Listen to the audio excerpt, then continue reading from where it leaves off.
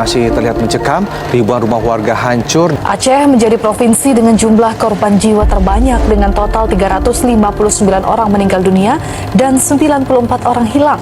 Berikutnya Sumatera Utara, yaitu 329 orang meninggal dan 82 orang hilang. Sumatera Barat, jumlah korban meninggal mencapai 228 orang dan 98 orang hilang. Assalamualaikum warahmatullahi wabarakatuh. Salam, Om Swastiastu, Namo Buddhaya, salam sejahtera untuk kita semua. Perkenalkan, nama saya Syahrum Brota dengan NIM 2509031011025 dari Prodi D3 Perpajakan. Perkenalkan, nama saya Nadia Nada Kutsiah, NIM saya yaitu 250903101062 dari Prodi D3 Perpajakan. Perkenalkan, nama saya Vanessa Putri Maharani dengan NIM 2509003101051 dari Program Studi D3 Perpajakan. Perkenalkan, nama saya Dana Rita dengan NIM 2509091020009 dari Prodi Usaha Perjalanan Wisata. Perkenalkan, nama saya Rahmat Indra Maulana dengan NIM 2509031011021 dari Program Studi D3 Perpajakan. Dalam video ini, kita akan membahas salah satu peristiwa terbesar yang terjadi pada akhir tahun 2025, yaitu banjir bandang dan tanah longsor yang melanda wilayah Sumatera dan Aceh. Bencana ini bukan hanya menimbulkan kerusakan fisik dan korban jiwa, tetapi juga menguji sejauh mana negara dan masyarakat menjalankan hak dan kewajiban dalam situasi darurat. Mari kita mulai dengan memahami latar belakang peristiwa ini. Pada akhir November hingga awal Desember 2025, hujan ekstrim yang turun tanpa henti menyebabkan sungai-sungai besar di Aceh, Sumatera Barat, dan Sumatera Utara meluap. Lebih dari 1 juta warga harus mengungsi, ribuan rumah rusak, dan infrastruktur seperti jembatan, sekolah, hingga fasilitas kesehatan lumpuh total. Badan Meteorologi menyebutkan bahwa curah hujan tahun ini merupakan salah satu yang tertinggi dalam satu dekade terakhir. Namun, faktor cuaca bukan satu-satunya penyebab. Kerusakan hutan, penggunaan lahan yang tidak sesuai, serta lemahnya pengawasan lingkungan turut memperburuk dampaknya. Disinilah banjir bandang ini menjadi penting untuk dibahas dalam konteks hak dan kewajiban warga negara, baik dari sisi masyarakat maupun pemerintah. Penelitian ini dibuat untuk beberapa tujuan.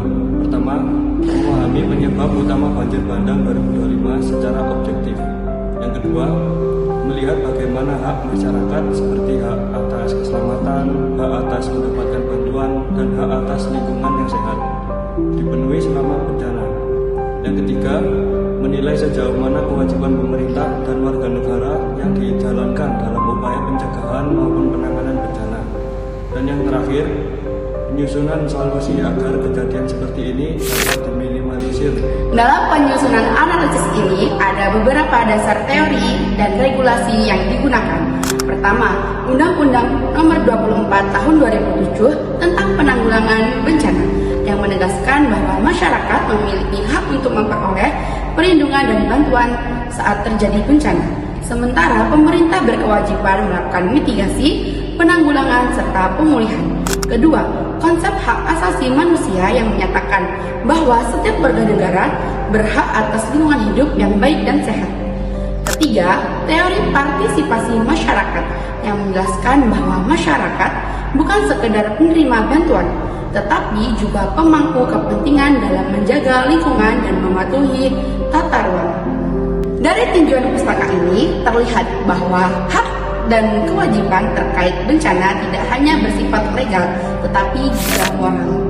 Ketika kita melihat kejadian banjir bandang 2025, ada beberapa bentuk ancaman yang muncul. Pertama, ancaman terhadap keselamatan warga, ketinggian air yang meningkat dengan cepat, longsor yang menutup jalan, serta minimnya akses kesehatan membuat ribuan warga berada dalam kondisi darurat.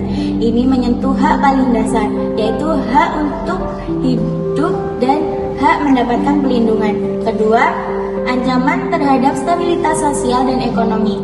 Lebih dari 100.000 rumah terendam, kegiatan ekonomi berhenti total, dan akses logistik terganggu. Disinilah kewajiban pemerintah untuk menjamin keberlangsungan kehidupan masyarakat diuji. Ketiga, ancaman dari kerusakan lingkungan, deforestasi, perambahan hutan, dan alih fungsi lahan yang tidak terkontrol terbukti memperparah banjir. Keempat, lemahnya koordinasi antar lembaga. Beberapa daerah melaporkan keterlambatan bantuan, terutama di wilayah yang terisolasi. Dari seluruh ancaman ini, terlihat bahwa hak warga belum sepenuhnya terpenuhi dan sejumlah kewajiban belum dijalankan dengan maksimal. Untuk mengatasi masalah ini, ada beberapa situasi yang dapat dilakukan secara realistis. Yang pertama yaitu memperkuat mitigasi dan peringatan dini. Kedua, mengangkat hukum lingkungan yang lebih bagus. Ketiga, memperluas edukasi kebencanaan kepada masyarakat. Keempat, mempercepat pemulihan kebencanaan baik rumah Sumatera, akses logistik maupun ekonomi. Kelima, memperkuat kolaborasi antara pemerintah, relawan dunia, usaha, dan masyarakat. Banjir bandang Sumatera Aceh 2025 adalah tragedi besar yang mengingatkan kita bahwa bencana bukan hanya urusan alam, tetapi juga urusan manusia. Hak warga negara harus dipenuhi dengan kewajiban untuk menjaga lingkungan dan memenuhi aturan juga harus dijalankan bersama. Semoga peristiwa ini menjadi pelajaran penting agar kita dapat ke depan dapat membangun sistem integrasi yang lebih kuat, lebih cepat, dan lebih manusiawi. Sekian dari kami, terima kasih telah menonton video kami. Bila ada salah kata, kami mohon maaf. Akhirul salam. Wassalamualaikum warahmatullahi wabarakatuh.